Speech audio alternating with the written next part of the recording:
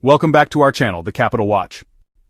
Today we're diving deep into a fiery Senate hearing where Senator John Kennedy takes on the Bureau of Prisons over the First Step Act.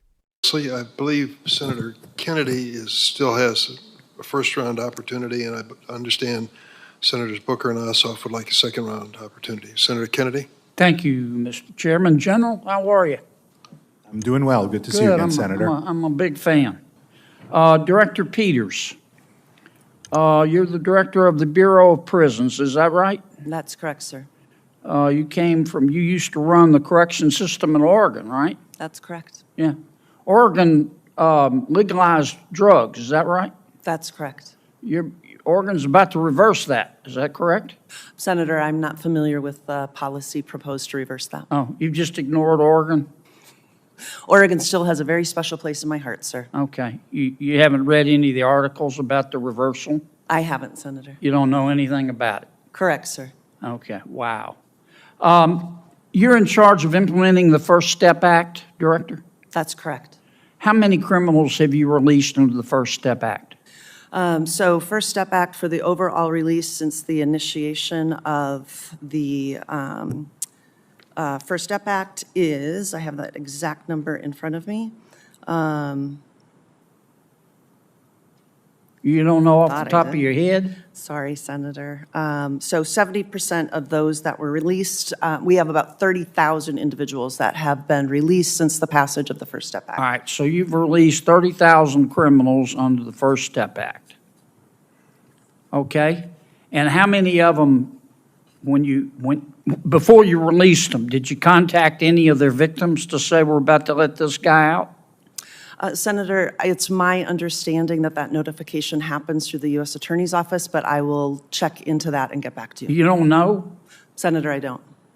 Have you followed up with the U.S. attorneys to say, do you have a system to say, hey, we're about to let this guy out? Would we want to be sure the victim's contacted? As a former victim's advocate, I share that value, that victim notification should happen. I'll check on the process. But you don't know if it's happening? That's correct, Senator. Wow. Okay, of the 30,000 criminals you let free, how many of them have come back? Have committed a crime again, hurt somebody else? So that number is one that we're still looking at as it relates to the recidivism rate for those that were released on the First Step Act. You don't have any idea? No, Senator. You don't have anybody at the Bureau that can count? I do not have that number in front of me today, So let me Senator. get this straight. The First Step Act was passed in 2018. First, let's establish who's in the hot seat. Meet Colette Peters, the director of the Bureau of Prisons. She previously ran Oregon's correctional system, a state that legalized drugs only to now reverse course. But here's the kicker. Despite overseeing the First Step Act's implementation, Peters admits she has no idea how many released inmates have reoffended. Seriously? The numbers are staggering. 30,000 criminals released under the First Step Act. But here's where it gets unbelievable. When Kennedy asks how many have reoffended, Peters has no answer, not even an estimate. That's 6 years. And in 6 years, you've let 30,000 criminals go, right? That's correct. And you don't have the slightest idea how many of them committed another crime and came back. I don't have that number in front of me today, And you sir. run the Bureau of Prisons. That's correct. And how many employees do you have? About 40,000 employees. Oh, my God. Oh, my God. General, I know you got a lot to do, but could you give us a hand here? And let's find out whether the First Step Act worked. And how many, if we've released 30,000 criminals after 6 years, our director here doesn't know how many have committed another crime and come back? Can you help us? Senator, I can certainly follow up on that issue. I will just say in terms of work we've done in the past, for example, on compassionate release, and going to the Bureau of Prisons, this is before Director Peters was there, and asking them for data on compassionate release, because that was one of the issues that has come up.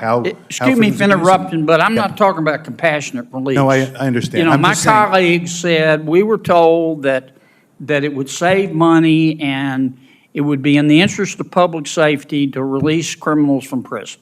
I didn't vote for it, but the majority rules. And so Congress did it.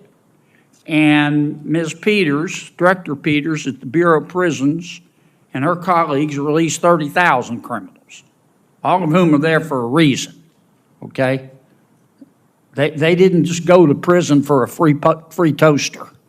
They were there for a reason. And so her department let them go, and after 6 years, we don't have the slightest idea. Not a single one of the 40,000 of her employees know how many have committed a second crime and come back. So how the hell are we supposed to figure out whether it worked? Senator, Your people ought to hide their head in a bag, Director, that you can't come here in front of this Congress and answer that question. I'm sorry, I interrupted you with my speech. No, that's okay. I was just going to, my bottom line point on it was, I've often looked to those questions on things like compassionate release and other programs. And one of the challenges we found is the department just doesn't have good data on that. Halfway houses. Congress is spending about $500 million a year on halfway houses. There's really not great recidivism data on that either. How well are they working? Before we do this, we need to find out. Look, I believe in justice. I believe in treating everybody fairly. But there are people out there, I don't know why, if I make it to heaven, I'm going to ask. They're not mixed up. They're not confused. They're not sick. It's not that their mama or daddy didn't love them or not enough. They just hurt other people, and they take other people's stuff, and we have to separate them from society. And the director let 30,000 of these folks go and can't tell me today how many have come back. I just find it takes my breath away. With 40,000 people. How many of your 40,000 people are actually coming to work or are still working from home, Director? This is why people don't trust the government, because when it comes time for accountability, we get excuses instead of answers. So, what do you think? Is the First Step Act making communities safer, or is it a ticking time bomb? Should the Bureau of Prisons be held accountable for failing to track recidivism? Let us know in the comments below. And if you found this breakdown insightful, make sure to like, subscribe, and hit that notification bell for more deep dives into the biggest political stories. See you next time.